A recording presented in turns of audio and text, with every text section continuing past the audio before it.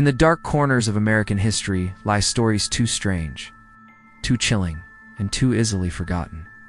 This is one of those stories. A family of 7, gone without a trace. A remote farmhouse, left with meals on the table and doors wide open. And an artifact so disturbing, even the most devout men feared to speak of it. This is the forgotten tragedy of the Bellweather Farm. In the year 1821, Elias Bellweather, a second-generation settler of English descent, journeyed westward with his wife Margaret and their 2 young children. They settled deep in the Laurel Highlands of western Pennsylvania, a remote, forested region that remained untouched by roads and largely unbothered by travelers. There they built Bellweather Farm to 60 acres of dense wilderness cleared by hand and transformed into fertile land. The couple had 3 more children, bringing the total to 5. The Bellweathers lived quietly, far from neighbors, were known to be devout, hardworking, and deeply committed to their faith. Reverend York, a circuit preacher who traveled on horseback to minister to isolated communities, would visit the Bellweathers twice each year to perform blessings, sacraments, and to bring news from the outside world. His journals, found years later in a church attic, would be the key to unraveling what little we know of what happened there. In May of 1834, Reverend York arrived at Bellweather Farm on a gray, windswept morning. What he found chilled him to the bone.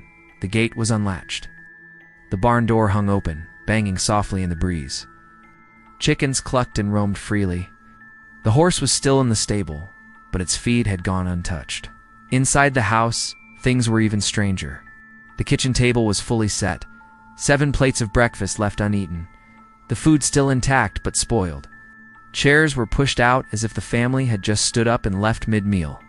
York called out no reply. He searched the entire house. Every bed was made. Every possession remained in place.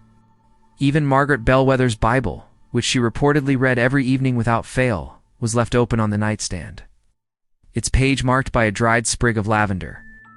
There was no sign of struggle, no blood, no forced entry, but the Bellweathers were gone. In the children's room, the Reverend found something unnatural. A hand-carved wooden idol stood at the foot of the smallest bed. It was unlike anything York had ever seen. A horned figure, barely 6 inches tall, with hollowed eyes and an expression twisted in agony. Its mouth, a perfect circle, gaped open as if mid-scream. Around the idol, a circle of fine pine ash had been carefully drawn, and the floorboards beneath it were scorched. York did not touch it. He did not pray. He closed the door and left. Years later, the idol would be described by a local folklorist as possibly Algonquian-inspired, but corrupted, likely a syncretic symbol used in frontier occult rituals. Others, more bluntly, called it a totem of a demon. No bodies, no signs of migration, not even footprints leading away from the farm. Many dismissed it as a tragic case of wilderness misfortune, perhaps a bear attack, or the family becoming lost in the woods. But those who knew the Bellweathers were not convinced. Some believed Elias had gone mad, murdering his family before disappearing into the forest. Others claimed Margaret had been practicing dark prayers to cure her youngest daughter's seizures. A few, particularly among the native Lenape, who still lived nearby, told of a spirit that inhabited the valley. A watcher in the trees, they said, thing that punished those who disrespected the land. Reverend York, for his part, never returned.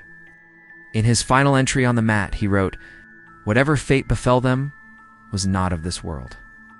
I fear the Bellweathers did not abandon God, but rather encountered something older and far less forgiving." The farm was never resettled. Locals refused to approach the land, calling it cursed or hallowed. To this day, hikers report unsettling experiences near the old foundations. Distant bell tolls, sudden temperature drops, and at least 2 documented cases of missing persons, whose last known location was near the Bellweather site. The idol was never recovered. The farmhouse eventually collapsed, swallowed by moss and time. All that remains are fragments, fear. The Bellweathers were never found. Their names have faded from census records, their faces lost to memory, but the mystery lives on. A chilling footnote in the dark annals of American frontier history. Was it madness? Murder? Something more? Whatever it was, one thing is certain. The Bellweather Farm was not just another pioneer tragedy. It was something far more sinister. If you're intrigued by this mystery, hit like, subscribe, and turn on the bell icon for more chilling stories. This is just the beginning. Are you ready for what's next?